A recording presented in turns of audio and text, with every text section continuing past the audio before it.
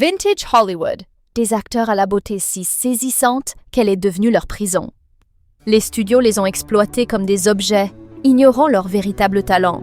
Découvrez ces Apollons sacrifiés sur l'autel de leur propre perfection. Guy Madison, prisonnier du Star System des années 50, un visage magnifique dans des rôles interchangeables.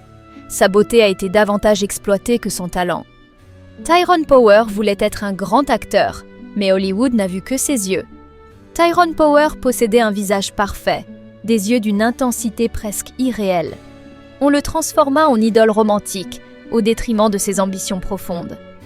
James Dean, 3 films, une légende.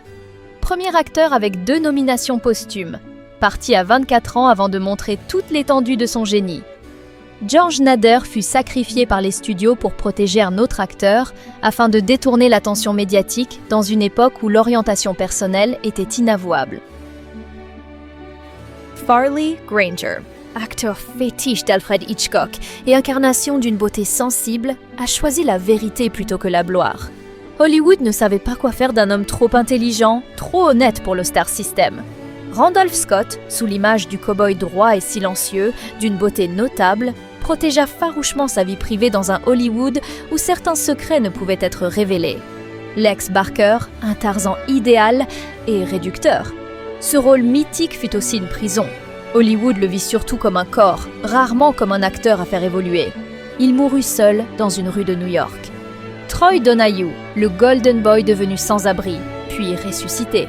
Idole absolue de la jeunesse américaine, il incarna le rêve hollywoodien. Il fut consommé puis abandonné car le public changea de regard. Sans protection, sans structure, il connut une chute spectaculaire, jusqu'à l'errance et la rue. Bobby Driscoll, l'enfant prodige de Disney, beau garçon sous-estimé, jeté comme un Kleenex. Oscar à 12 ans pour sa voix de Peter Pan, il fit la coqueluche de l'Amérique. Dès que l'acné adolescente ternit son visage d'ange, Disney le rejeta sans pitié. À 31 ans, il mourut seul dans un immeuble abandonné de New York, enterré dans une fosse commune, anonyme. Enfin, Disney a pu reconnaître son nom en tant que star depuis 2024. That's Hollywood.